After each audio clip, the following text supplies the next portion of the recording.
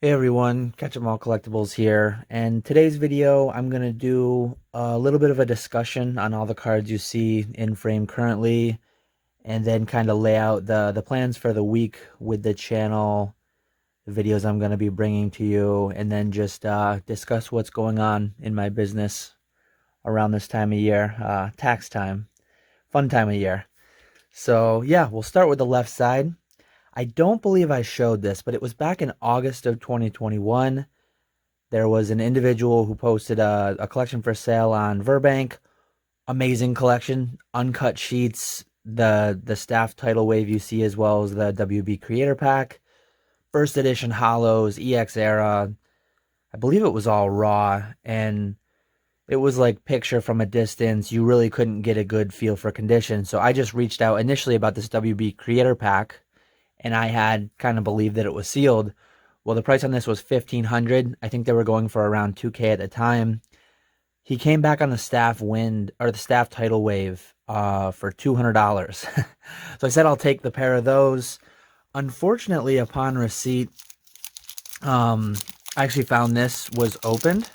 It was folded over weirdly in the photo, but for some reason I just thought it was like stored in a card saver or something, and people fold the flaps sometimes. But my intent for purchasing it was to potentially just open the cards and grade them anyways. So Trico, Wurmple, Torchic, Mudkip, Pikachu. For anyone unfamiliar with this release, basically it was some promotion years ago. This kind of tells you about it. Created by the winners of the WB PokeCard Creator Contest, kids age 5 to 15 were able to illustrate a card. I believe it was 5,000 of these for everyone who entered, or for select people who entered. But these were the winning illustrations, and every 5 card pack, it's not like a booster pack where you're going to get random cards. Every one of these sealed packs will yield these 5 cards. And so the first 4, kind of the 3 starters of that generation, Torchic, Mudkip, Trico, for whatever reason, Wurmple made it in, and then Pikachu, being Pikachu, had to make it in. Unfortunately, this one, you can see the line down it. I don't know if it's like a roller mark from when it was produced, but it's right down the middle there. I might just like grade it with CGC and see what they do with it. I know with PSA, it actually seems to have a line along the back too. With PSA, this would be an auto 6 or lower because of the indents. I'm just kind of curious to see. CGC tends to be a little less harsh on indents like that. So I might grade that there just out of curiosity's sake, see what it gets.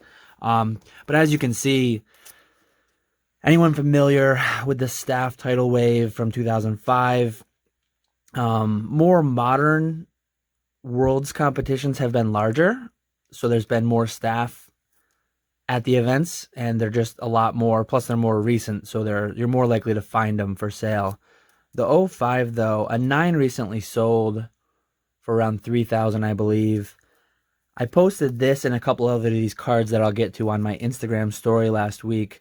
I talked to some people who are more familiar with these Worlds promos and what they go for.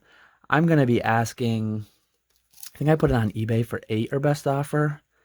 The only other copy is actually Scott's. SM Pratt has one of these listed for like 15,000 or best offer. So I'm substantially under that, and I mean, my cost basis of $200 plus grading fee, I clearly made out well with it. But I also, it's a card I'll likely not get again. I'm not a huge stamp guy, like variant guy, but still, it's a pretty cool art, pretty cool how it's tied to the event.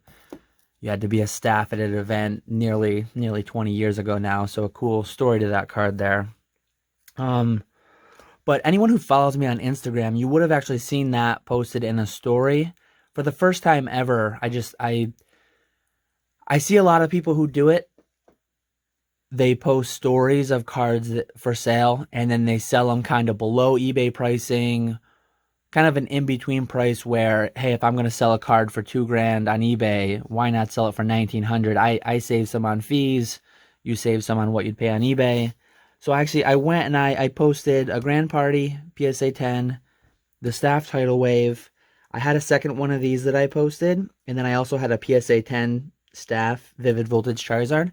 And three of the cards aren't here to show you. Well, one of the Grand Parties sold, as well as one of these, and then the Staff Charizard. So 3 out of 4 cards I listed actually sold within a matter of a couple days. I had a lot of people reach out to me. Some of them were definitely just tire kickers. They wanted to see more pictures, a video of the card. They wanted to find the whole history of the card, and some of them I entertained, some of them I didn't. Some of them didn't seem too serious about it, but I did. Like I said, 3 out of 4 were sold, so that was great.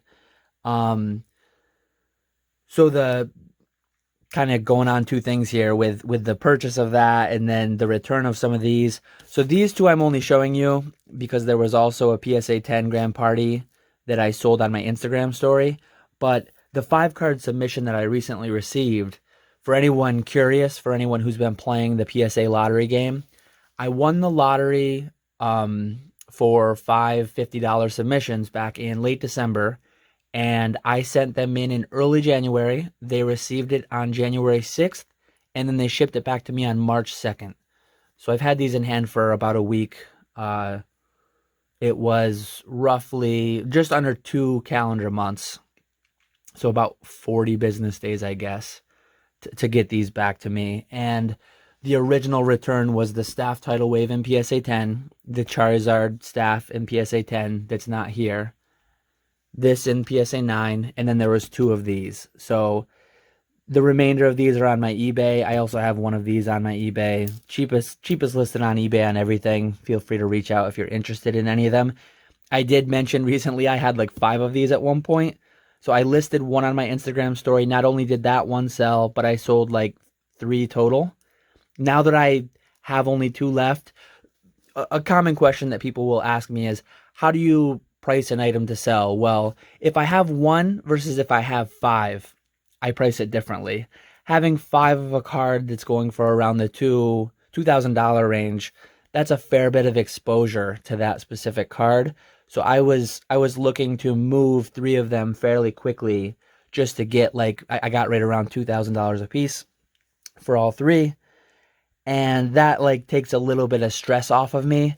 Long term, it's hard to say. Like, I sold some of these near the peak for a little over 4,000 in PSA 10. At the bottom so far, I think some of these went at auction as low as 1,800-ish. So we're closer to the bottom than we were to the top, but whether these are going to continue to go down from here or bounce back up from here, I genuinely don't have a great idea on that. Having 5 of them, 2 of them, which I showed it in a video not too long ago, I cracked a CGC 9 and graded it a PSA 10, and I cracked a PSA 9 and graded it to a PSA 10. So given I had 5 of them, given that 2 of them were upgrades that I did really well on, had a lower cost basis in, I was happy to offload 3 of them at the current market price. So another reason that I ended up trying to do that Instagram story, just a little bit of like cash flow conversation. So I'm recording this on March 13th. You're going to be seeing it on March 14th. I mentioned early on in the video, it's tax time, everyone's favorite time of year. I'm an S corporation with this business, and I utilize 401ks as like a tax advantaged, tax sheltered account to save for my retirement. I also use IRAs to personally save into, unrelated to the business, just to personally save money. Well, IRAs, like for the tax year 2021, you have until April 15th, 2022 to input money into them for tax year 2021. So in my mind, I was mentally accounting for, yep, I'm going to max out my 401k for my S corporation at the tax deadline, or at or near the tax deadline, so April 15th. Well, I come to find out that now that I'm a corporation, the corporate tax deadline is March 15th, and given that was the corporate deadline, since this is a 401k that I'm corporately sponsoring through my Catch 'em All collectibles, I had to have those funded for March 15th. So my boxes that I recently bought on Heritage, I've also done a video recently on that. I spent $30,000 at Heritage, and then I had tens of thousands of dollars, many tens of thousands of dollars to fund into my 401k. I've actually yet to pay for the Heritage boxes. They give you 2 weeks to pay, and I'm using up all that just to improve cash flow for the short term. But yeah, I'm going to get those Heritage boxes paid later this week at the 2-week mark. I was surprised with the reception of that video, and I mean, pleasantly surprised that a lot of people reached out through Instagram, YouTube, not like a lot as in the boxes are pre-sold or I'm going to raise the prices or do anything crazy. Pleasantly surprised in that I kind of expected I'm going to talk about these box breaks. No one's going to say anything. I was still going to crack them anyways, likely. Bring them to events, sell them as heavies there, maybe grade some light packs. But I've had people both reach out to, hey, I might want some heavy packs, maybe open them on the channel. Hey, I might want some heavy packs, weighed on camera, tamper sealed, sent to me. Or I also had some people saying, hey, yeah, I collect booster packs. I've always been concerned buying them on eBay, not knowing if they were resealed or not. I feel like I can trust you, and if I see you open a box on camera, open one pack to verify it's legitimate, and then like tamper seal the rest, they would feel more comfortable buying from me at a good price relative to what the market's going for, being confident that they were sealed packs. So as far as later in the week, as I mentioned, I haven't yet paid for the boxes, so don't expect the boxes to be in this week or next. It'll likely be at least 2 or 3 weeks still, end of March, early April, but I will definitely make a video when those come in. And probably for Wednesday, I've had a few people reach out to me, and it's good timing too, because I have a PSA return coming back of that sample Wendigo MetaZoo pack I opened, for anyone who remembers. I'll do a video on it when it comes back, but I did not do well. There was a mark on that card that I was a little bit worried that they were gonna treat a little harshly the way they do, as I talked about with this card. So you can imagine the card got a 6. I'm likely gonna like send this one to grade with PSA. I'm likely gonna crack and cross that Wendigo to CGC as well to get a slightly less harsh treatment on little bits of damage like that. Interested to see what a PSA 6 will translate from at PSA to CGC. So Wednesday I'll probably do a video cracking out, just so I can show you, like most people deal with either CGC, PSA, or BGS. I have slabs of all of those, and I will crack all of those on camera, show you, for anyone who's never done it, for anyone who's uncomfortable with it, just show the way that I do it. I think some people get a little, I don't know what the right word is. They get a little like overkill. They overdo it a little bit. So I'll just show you my method, and hopefully I don't make a fool of myself and destroy a card on camera, but we'll see. I'll post it if I do. And then exciting week, because not only did I get this small submission back, I've got those MetaZoo samples coming back. They're actually at my P.O. box ready for pickup tomorrow. But I also have over 1,000 bulk cards coming back. I think it was 4 separate submissions landing all at once, which is great. Just to kind of get a reinvigoration of inventory this time of year. So yeah, I think it's going to be an exciting week of content. This video today, how to crack cases on Wednesday, and then probably Friday and Monday will both be like return highlight videos, and then naturally the podcast for next week. For anyone still listening this long in, I know you're one of the real ones. 15 minutes in almost. This Sunday, Jake and I'm partnered with Jake from Pokenomics on his Patreon, our Patreon.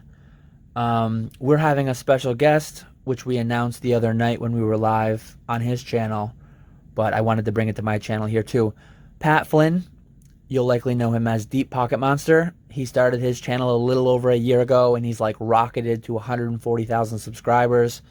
Great content. I love his, like, he uses that science gif from Breaking Bad.